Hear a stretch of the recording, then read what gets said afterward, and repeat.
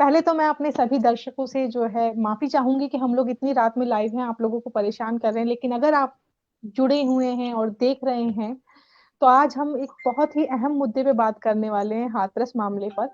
और हाथरस मामले पर जो है भीम आर्मी चीफ और आजाद समाज पार्टी के प्रमुख चंद्रशेखर आजाद वहां पहुंचे हुए हैं। आखिर क्यों उनको जरूरत पड़ गई कि आज रात वो वहीं पर रुक रहे हैं? ऐसी क्या वहां पर सिचुएशन हुई, क्या हुआ, हम सारी बातें चंद्रशेखर जी से पूछेंगे इसमें। तो पहले तो बहुत बहुत स्वागत है आपका चंद्रशेखर जी, द मूक नायक पर। आभार बहन, आभार, साधुवाद, जय भीम, नमो बुद्धाय। नमो बुद्धाय, जय भीम। बिल्कुल, और जो साथी जुड़ रहे हैं प्लीज लगातार जो है शेयर करते रहिए, क्योंकि ये जो इन्फॉर्मेशन है सब तक पहुंचनी चाहिए कि हमारे देश में अभी भी हाथरस जैसे मामले कितने आ रहे हैं, लेकिन हाथरस का मामला जो हमने देखा है उसमें लगातार जो वहाँ की फैमिली है वो डर के साए में जी रही है। किस तरह का डर है, क्यों उनको सरकार से सपोर्ट नहीं मिल रहा है, क्या ऐसी दिक्कतें हैं, वो आज हम जो है जानेंगे इस पूरे लाइव में। अगर आपके कुछ सवाल भी हैं चंद्रशेखर जी, उस पर जवाब जरूर देंगे। आप लगातार पूछते रहिए और इससे पहले शेयर जरूर कीजिए। बिल्कुल जवाब दूंगा। जी जी। जवाबों से भाग के काम नहीं चलेगा, और मैं यहाँ इसलिए हूँ कि जवाब मिले। मेरे पास बिल्कुल। भी और कुछ सवाल, मेरे जी पास कुछ सवाल है, चंद्रशेखर। इसके जवाब के लिए यहाँ रुका हूँ, तो मैं भी अपने जवाब चाहता हूँ, और मैं लूंगा सुबह जवाब। बिल्कुल। चंद्रशेखर जी, तो पहले तो मैं ये जानना चाहूंगी कि आप वहां पर आज हाथरस पहुंचे हैं, हाथरस की जो पीड़ित परिवार है उनसे मिले हैं, तो आपकी पहले क्या बात हुई है उनसे, थोड़ा ये हम लोग जानना चाहेंगे। देखिए मीना जी, मैं जहाँ तक मुझे आइडिया है, मैं तो काम पे था, अपने काम को जिम्मेदारी से कर रहा था। यहाँ तो रोज हाथरस होता है, बस जिला बदलता है, पीड़ित का नाम बदलता है, देश देश की जगह बदलती है, खान पीन बदलता है, कद ओद बदल जाते हैं, चमड़ी बदल जाती है, लेकिन हाथरस तो रोज ही होता है देश के अंदर। बुरा ये जी हुआ कि कुछ दिन पहले, अभी हिमांशु लगातार संपर्क में रहते हैं परिवार से, लेकिन 3-4 दिन पहले मैंने सुना अखबार के माध्यम से कि वहां पर वो कूड़ा डाल दिया गया है, और नाली सड़क नहीं बन रही है, कई सारी चीजें मेरे उसमें आई जहन में। फिर मैंने कुछ दिनों पहले किया था, जो सीमा कुशवाहा जी हैं, एडवोकेट हैं, तो उनके ऊपर भी हमला, और उनको जो है उनके जो पीछे पीछा किया गया, और कोर्ट प्रेशर में ही जो है पीड़ित परिवार धमकाया गया। बड़ा अजीब हो गया है, इतना हाईलाइटेड मामला, जिसको पूरा जो है, जिसके ऊपर पूरे दुनिया में आंदोलन हुआ। हम भीम आर्मी के लोगों ने खुद न्यूयॉर्क में आंदोलन किया, बेसी के सामने, फ्रांस में आंदोलन हुआ, कनाडा में आंदोलन हुआ, रूस में आंदोलन हुआ, जनेवा में आंदोलन हुआ। तो उस मामले की सीरियसनेस कहाँ खत्म हो गई? तो मैं अभी हमने प्लान बनाया था कि हम लोग हाथरस जरूर जाएंगे, और अलीगढ़ में कई सारे मामले थे, उनसे फ्री होके मैं लेट हो गया आने में। मैं अलीगढ़ आज हाथरस पहुंचा, परिवार से बात की, तो वो मैंने खुद देखा, वो कूड़ा पड़ा हुआ है खूब जम के, और वो पूरा रास्ता जो है, अभी परसों तरसों मिट्टी, जब मेरा प्रोग्राम बना तो मिट्टी डली है। तो तो तकलीफ हुई। क्यों जी। फिर एक तो मांग लंबे समय से पेंडिंग में थी, मुख्यमंत्री ने ट्वीट किया था कि हम एक सरकारी नौकरी देंगे, एक सरकारी आवास देंगे। अब मेरी समझ में ये नहीं आया, क्या मुख्यमंत्री झूठ बोल रहे थे? क्या मुख्यमंत्री दलितों से मजाक कर रहे थे कि देंगे? और अगर मुख्यमंत्री देना चाहते थे, मुख्यमंत्री ने कहा था, तो अब तक प्रशासन ने क्यों नहीं दिया? 1 साल हो गया है, आप भी जानते हैं, 1 साल से ज्यादा का समय बीत गया है घटना को। बिल्कुल बिल्कुल बिल्कुल। सारे सवाल थे। अब मैंने परिवार से बात की, मैं संतुष्ट नहीं था, तो मैंने तय किया कि देखिए, तमाम तरह की सुरक्षा यहाँ लगी हुई है, पुलिस की सुरक्षा भी है, सीआरपीएफ भी है। ऐसी सुरक्षा में जैसे कैदी होता है, मैं तो खुद जेल में रहा हूँ, मैं समझता हूँ कैद कैसी होती है। उस कैद की तरह परिवार रह रहा है। अब मैंने तय किया कि देखिए चंद्रशेखर, अगर दुख जानना है, समझना है, तो फिर बुनियादी रूप से आपको वो जीवन जीना पड़ेगा। तो मैंने तय किया कि आज रात में ही रुकूंगा, और मैं परिवार के साथ रह के इस संगीने के साय को महसूस करूंगा, और फिर मैं तमाम देश के लोगों से बताऊंगा कि हाथरस में क्या हो। तो अभी मैंने यहाँ आपको के वहां पे क्या माहौल लग रहा है, मतलब वहां पे आप लगातार जुड़े भी हुए हैं इस मामले से, और आप पहले भी इससे गए हुए हैं, अभी आपको क्या माहौल लग रहा है, और एक साल में क्या ऐसा चेंजेस आ गया है वहां पर? मैंने अभी फेसबुक से लाइव किया था अपने मीडिया से। मैंने परिवार से पूछा था, उनकी बिल्कुल साफ तौर पे कहना, सुरक्षा हटेंगे हमारी हत्या हो जाएगी। वो यहाँ रहना नहीं चाहते हैं, वो हाथरस में मकान भी नहीं चाहते, वो चाहते हैं कि उनको जो है ना हाथरस से दूर दिया जाए, क्योंकि यहाँ उन लोगों की पहुंच है, कल को उनको नुकसान हो सकता है। वो उनके घर में से कोई रोजगार नहीं कर पा रहा है, उनका भविष्य क्या होगा? तो बहुत सारे सवाल थे। मैं भी ये चाहता हूँ कि उनको नौकरी नोएडा में दे दी जाए, उनको आवास नोएडा में दे दिया जाए। सरकार मदद ही करना चाहती है तो क्या है नोएडा और क्या हाथरस, ये तो सरकार के पास है ना। या फिर सरकार के हम देना नहीं चाहते, हम तो मजाक कर रहे थे कि चलो दलित समाज के साथ लंबे समय से मजाक हो रही है तो एक और मजाक सही। तो बिल्कुल। चीजें लेकिन क्लीन। ये जो हाथरस है हमारे देश में, तो ऐसा ये एक हाथरस का मामला नहीं है, ऐसे कई सारे हाथरस हैं। तो इस तरह के जो मामले हो रहे हैं, क्यों सरकार जो है सीरियस नहीं होती, क्यों जो है वहां पे आरोपी पक्ष के लोग खुलेआम घूम रहे हैं और जो पीड़ित परिवार है उनको डर के साए में जीना पड़ रहा है। देखिए बुरा तो ये है ना, इस पे तो मैं ज्यादा कुछ इसलिए नहीं कह पाऊंगा ना, क्योंकि देखिए कानून तो है, कानून है, न्याय सबका जन्मसिद्ध अधिकार है, मिलता नहीं है। मिलेगा कैसे? क्योंकि सरकारों की नीयत नहीं है। आपने हाथरस को देखा, कितनी तरह की विविधताएं हुई। डेड बॉडी, मतलब पीड़ित बच्ची का शव नहीं दिखाया, जला दिया। फिर डीएम साहब का बयान हम सब लोगों ने सुना, तमाम तरह के मामले रहे। अब उससे बड़ा मैं आपको वापस लेके चलता हूँ दिल्ली। हम लोग नागल गांव थे, आपके भी याद है, 9 साल की बच्ची के साथ रेप हुआ और पुलिस टाल मटोल कर रही थी, दिल्ली पुलिस। पहली बात, देश की राजधानी में 9 साल की बच्ची के साथ रेप होता है, फिर उसको जला दिया जाता है, तो दोबारा हाथरस था, तकलीफ थी। कल उसमें चार्जशीट लगी है। चार्जशीट में ये स्पष्ट हुआ क्या क्या कि बच्ची क्या, मुझे, मैं क्या एक भाई होने के नाते क्या कहूँ, लेकिन कहना पड़ेगा कि बच्ची की दम घुटने से मौत हुई। और दम कैसे घुटा कि जब वो अपराधी रेप कर रहा था तो उसने उसके मुंह को इतनी जोर से खींचा, है पुलिस की चार्जशीट में है कि उसकी जान चली गई। और ये पहला मामला नहीं था, वो व्यक्ति पॉर्न अडिक्टेड था, उसने 300 के करीब पॉर्न साइट्स पे विजिट किया था। उसने हम्म। वो फोन भी, वो चादर भी जला दी, और बच्चे के साथ उसने पहले भी पॉर्न मूवी दिखा के इस तरह का प्रयास किया था। जी। आप समझे, 9 साल की बच्ची के साथ। तो मैं कहाँ कहाँ हाथरस याद ना करूं। मैं जब बिजनौर गया, एसआईटी में बिजनौर गया था, तो हम्म। बिजनौर में एक बच्ची थी बबली नाम की, 24 साल की, एक नौजवान बहन जो एक इंटरनेशनल, वो नेशनल प्लेयर थी, और उसकी हत्या हुई दिन दहाड़े 2 बजे। तो अब मैं, इसमें भी एसआईटी की जांच के लिए कल ऑर्डर किए गए, क्योंकि हम लोग वहां लड़ने गए थे बिजनौर, और हम लोग दिल्ली भी थे, तो दिल्ली में चार्जशीट दाखिल हुई है। और उसमें चार्जशीट में उन्होंने उसका बयान भी लगाया इलेक्ट्रिशियन का, कि वो कूलर करंट नहीं दे लगा सकता, उसमें क्षमता नहीं थी उसकी, कहीं से भी ऐसा लगा कि वो करंट लगा दे। तो आप देखिए, सब जगह लड़ना पड़ रहा है। तो उस वहां भी न्याय की उम्मीद जगी है, पहले तो नहीं जग रही थी, लेकिन अब उस वाले मामले में न्याय की उम्मीद जगी है कि पीड़ित परिवार को न्याय मिलेगा। और हाथरस में भी हम लोग लड़ रहे हैं कि न्याय मिले। 1 साल हो गया, फास्ट ट्रैक कोर्ट कहाँ है वो? 1 साल में न्याय नहीं हुआ। तो हमने तो निर्भया भी देखा, आप दिल्ली में हैं, निर्भया हमने देखा 7 साल में सजा हुई। फिर उसके बाद कितनी एप्लीकेशन, कितनी बार सुप्रीम कोर्ट में, और वो क्या नाम, माफी के लिए राष्ट्रपति जी के पास, कहाँ कहाँ। तो जब ये है ना, न्याय दिलाने में देरी होगी प्रक्रिया में, तो ये अपराध बढ़ेंगे। अगर जल्दी जल्दी सजा होने लग जाए, मैं नहीं चाहता कोई निर्दोष की को सजा मिले, मगर मैं चाहता हूँ कोई दोषी बचे ना।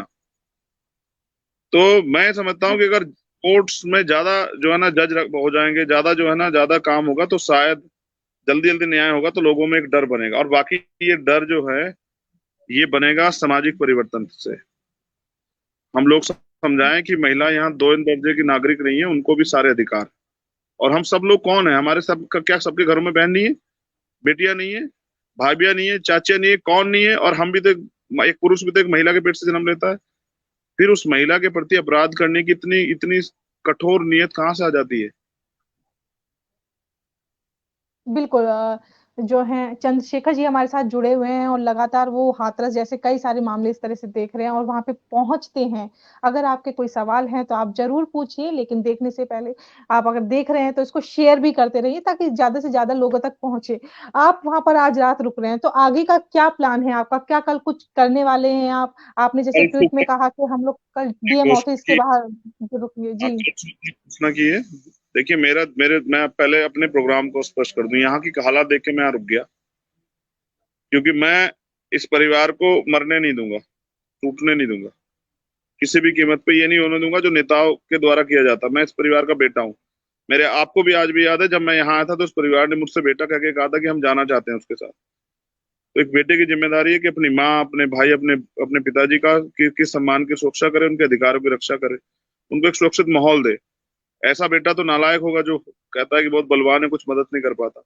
मैं इसलिए यहाँ रुका हूँ। लेकिन मेरा प्रोग्राम ये था कि अगर यहाँ चीजें, यहाँ के अधिकारियों से सही बात हो जाती टाइम से, और वो हमें विश्वास दिला देते, परिवार को विश्वास दिलाते कि हम ये सब चीजें जल्द करने वाले हैं, या जो भी समय है उसके अकॉर्डिंग मैं जाके एसएसपी और डीएम अलीगढ़ से मिलने वाला था, क्योंकि वहां जितने भी SC ST के मुकदमे में एक में भी कंपनसेशन का, देखिए नई मजाक है, कंपनसेशन का पैसा जो है, वो जो मुआवजा है वो नहीं मिला अभी तक।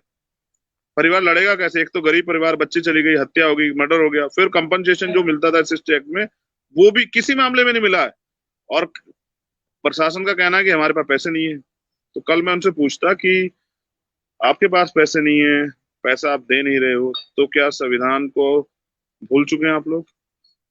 तो कल हम लोग यहाँ 10:30 बजे, मैं भी सुबह निकल जाऊंगा, 10:30 बजे हम लोग डीएम ऑफिस जाएंगे और यहाँ के जो जिला अधिकारी है उनसे पूछेंगे कि वो सवालों के जवाब दे। कुछ इम्प्रूवमेंट जी भी हुई है, जिम्मेदार अधिकारी यहाँ, मैं नाम तो नहीं बता सकता हूँ, लेकिन कुछ जिम्मेदारी अधिकारी यहाँ है, और वो जो कूड़ा हटाने वाली यहाँ से उस गंदगी को दूर करना है, क्योंकि देख गंदगी रहेगी तो बीमारियां पैदा होंगी, बीमारियां पैदा होंगी तो वो उनका नुकसान आदमियों को होगा। अभी तो सरकार, फिरोजाबाद हमने देखा, मथुरा हमने देखा, डेंगू से और नहीं लड़ पा रही, पैरासीटामोल अवेलेबल नहीं कर पा रही है, कालपोल अवेलेबल नहीं कर पा रही है, ठीक है, ये वायरल से नहीं लड़ पा रही है, तो ऐसी भयंकर बीमारी से क्या लड़ेंगी? तो वो कूड़ा हटने की प्रक्रिया पे कुछ बात चल रही है अधिकारियों से, और मुझे उम्मीद है कल शाम तक सड़क की भी कुछ अधिकारियों ने आश्वासन भी दिए हैं, कुछ अच्छे अधिकारी मिले भी हैं, सड़क का काम भी शायद कल शाम तक हो जाए। बाकी मैं ऐसा ना, वादे तो बहुत दिन से सुनता आ रहा हूँ, 1 साल से मुख्यमंत्री ने कहा था रोजगार न्याय दे देंगे और आवास दे देंगे और हम जो है क्या नाम रोजगार दे देंगे, दिया नहीं, तो इसलिए ज्यादा वादों पे भरोसा नहीं कर रहा हूँ। आज मैदान में, कल सुबह डीएम साहब से वहां बात होगी, उसके बाद अलीगढ़ वाले अगर सब ठीक निपटा तो रवाना होंगे अलीगढ़, अलीगढ़ वालों से मिलेंगे, कासगंज वालों से मिलेंगे, और अगर नहीं हुआ तो फिर डीएम साहब के ऑफिस पे बैठेंगे, फिर एक पंचायत बुलाई जाएगी, जी। एक देशव्यापी पंचायत आपने देखा होगा, जब ये मामला हुआ था तो इस गांव के, आसपास के गांव के भी सवर्ण जितने भी थे पंचायत में जुड़े थे, और 144 लगी थी, जहां पर आपको नहीं जाने दिया था, इकट्ठा नहीं होने दे रहे थे, लेकिन वहां पर सवर्णों की पंचायत लगी थी और धमकियां भी कई तरह की दी गई थी। तो जैसे आपने अभी कूड़ा वाला मामला बताया, क्योंकि कूड़ा फेंका जा रहा है वहां पे, हम लोगों ने भी मीडिया रिपोर्ट्स में पढ़ा कि घर के बाहर कूड़ा फेंका जा रहा है, और ये इस जानकारी से भी हम सभी लोग वाकिफ हैं कि उस गांव में जो है सिर्फ सवर्ण रहते हैं, ये एक ही परिवार है जो सिर्फ वाल्मीकि समाज का, और इन्हीं के घर के आगे कूड़ा फेंका जाता है। तो चंद्रशेखर जी, क्यों ऐसा है कि इसी घर के, इन्हीं के घर के आगे जो है कूड़ा फेंका जा रहा है? क्या ये अभी और, जो मानसिकता बनी हुई है दलितों के लिए, और वो उसी उसी का उदाहरण है? नहीं नहीं, वो समय चला गया, अभी हम जैसे लोग भी हैं। देखिए ऐसा है ना, वो समय चला गया है, मैं उस पर ज्यादा बात नहीं करता, क्योंकि बहुत दिन हो गए रोते पछताते, तो अब तो लड़ने का समय है, जो लड़ेगा वही बचेगा, जो नहीं लड़ेगा वो खत्म हो जाएगा। तो पहली बात तो वो कूड़े वाला मामला, मुझे उम्मीद है कि कल प्रशासन उस पर कार्रवाई करेगा। दो चीजें बहुत इंपॉर्टेंट है। पहली ये कि कल तो कूड़े की एक वो जो है ना, सुबह एक पॉलिथीन में लेके जाऊंगा डीएम साहब के लिए, कि उनको एहसास हो कि गंदगी कैसी होती है, और एक मैं भेजूंगा माननीय यशस्वी मुख्यमंत्री जी को, उनको भी भेजूंगा कल, वो कूड़े की थैली कोरियर करूंगा, लखनऊ नहीं जा रहा तो वरना बाई हैंड लेके जाता, और 5 कालिदास मार्ग पे देके आता कि ये कूड़ा आप रखिए, हमने तो अपनी जिंदगी का कूड़ा बदलने का फैसला ले लिया है। और एक दूंगा कल डीएम साहब को कि आप ये रखिए, ठीक है ना, आप क्या हमारी जो है हमसे मजाक कर रहे हैं? दूसरी बात, आप पंचायतों की बात कर रही थी, मैं विश्वसनीय तौर पे कहता हूँ, देखिए आधी रात हो रही, 11:30 बज रहे हैं, 11:40 का लगभग समय, मैं किसी जाति धर्म की बेटियों के खिलाफ नहीं हूं, मैं तो हर प्रत्येक जाति धर्म की बहन बेटियों के लिए लड़ना चाहता हूँ, ये मेरा अधिकार है, बाबा साहब अम्बेडकर ने मुझे दिया है, ठीक है ना, मैं उनको मानता हूँ। तो मैं स्पष्ट तौर पे कह रहा हूँ, मेरी कोई वो नहीं है, और मैं कहता हूँ अपराधी किसी जाति का हो, कोई हो, चाहे वो किसी जाति का हो, स्वर्ण हो, दलित हो, पिछड़ा हो, मुसलमान, कोई हो, जो भी हो, जिसने किया उसको सजा दो, बहन बेटियां सेफ रहनी चाहिए। लेकिन पंचायत ना, मैंने भी एक पंचायत पहले की थी, और हम पंचायत बड़ी अच्छी करते हैं। उन्होंने उस समय पे न्याय को बाधित करने के लिए पंचायत की थी, और मैं न्याय के लिए पंचायत करूंगा। विश्वास कीजिए मेरी पंचायत देखने लायक होगी। मैं ये तो नहीं कहता किसान पंचायत जैसी होगी, मगर मैं ये विश्वास के साथ कहता हूँ कि इतिहास याद रखेगा जैसी पंचायत होगी। अब वो जी देखते बिल्कुल। हैं प्रशासन काम देता है करने का, अलीगढ़ में देता है, कासगंज में देता है, या यहाँ करता है, तो जहां भी न्याय नहीं होगा, अन्याय होगा, वहां वो पंचायत होगी। और अब मेरा यही काम है, मेरी राजनीति भी यही है। मैं वो व्यक्ति नहीं हूँ जो चुनाव के समय जाके वोट मांगे। मैं वो व्यक्ति हूँ जो 5 साल जमीन पर रह के लड़ना चाहता हूँ। चाहे 49 शिक्षक भर्ती का मामला देखो, ऐसा ही रात है, यहाँ तो छत भी है, वहां तो खुला था। जीवन आनंद में है। जिस काम के लिए इस आंदोलन में आया था उसको कर रहा हूँ, और जीवन के अंतिम क्षण तक करता रहूंगा। आपके चैनल के माध्यम से भी कह रहा हूँ कि हम सब जी लोगों को एक सभ्य समाज बनाना चाहिए और बहन बेटियों का सम्मान करना चाहिए। और बहुत हुआ दोयम दर्जे के नागरिक उन्हें ना बनाए, और ना ही उनको हवस की जैसे भेड़ियों की नजर से देखें, इंसान बने। और ये प्रत्येक घर को, अपने बच्चे, प्रत्येक माँ बाप को अपने बच्चे को समझाना चाहिए बचपन से, कि वो इस बात को समझे कि महिलाएं जो हैं भोग की वस्तु नहीं होती, महिलाएं सम्मान होती हैं। और महिलाओं से एक बच्चा जो है ना, जो है वो प्रधानमंत्री बने या राष्ट्रपति बने या मुख्यमंत्री, वो एक महिला के पेट से जन्म लेता है।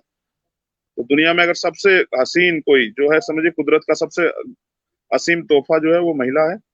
और जो इसका सम्मान नहीं कर सकता, वो कभी अपने आप को पुरुष ना कहे, इंसान ना कहे। कमजोर पे ताकत दिखाना जो है ना, ये कायर का काम होता है, किसी इंसान का नहीं होता। बहुत जी। बहुत आभार, कि समय बहुत हो गया है और फोन में बैटरी कम है। नेटवर्क की भी थोड़ी दिक्कत है, तो खुले में बैठ के काम करना पड़ रहा, आपसे बात करनी पड़ रही है। मैं एक बार फिर जी कोशिश करूंगा कि सुबह बताऊं कि बाकी चीजों में क्या प्रोग्रेस हुई। जी बिल्कुल। हमारे साथ चंद्रशेखर जी जुड़े हुए थे इस मामले पर हाथरस में। अभी वो पहुंचे हुए हैं, रात भर वहीं रुक रहे हैं। कल जो है डीएम ऑफिस में अकेला नहीं, जाएंगे, डीएम से मिलेंगे। मेरे जी साथ हमारे यंग जी नौजवान लीडर और सच्चे रखवाले इस समाज के हिमांशु वाल्मीकि जी हमारे साथ हैं। दीपक जी भी हमारे साथ है, धर्मवीर जी, और हम तीनों भाई हैं। ये बहुत अच्छा है कि अगर इस तरह का साथ अगर मिलेगा सरकार के लोगों से, तो इस तरह के अपराध जरूर रुकेंगे। जिस तरह से चंद्रशेखर जी जो है जमीन पर जाकर इन मुद्दों पर काम कर रहे हैं, लोगों से मिल रहे हैं और वहां की घटना का जायजा ले रहे हैं, तो इस तरह से अगर सरकार काम करेगी तो ऐसी घटनाएं मुझे लगता है बिल्कुल कम हो जाएंगी। और हमारे साथ चंद्रशेखर जी रुके हुए थे। समय की बहुत बाध्यता है, समय बहुत ज्यादा हो गया है, और चूंकि एक गांव में है, हाथरस में मौजूद है, तो वहां पर कुछ चीजें जो है नहीं है, फोन की बैटरी नहीं है, तो हम लोग कल फिर से इस मुद्दे पर जुड़ेंगे जरूर। आप जरूर जरूर। देखते रहिए द मुख नायक मीना कोटवाल के साथ। जी बहुत बहुत शुक्रिया चंद्रशेखर जी। जय जय भीम।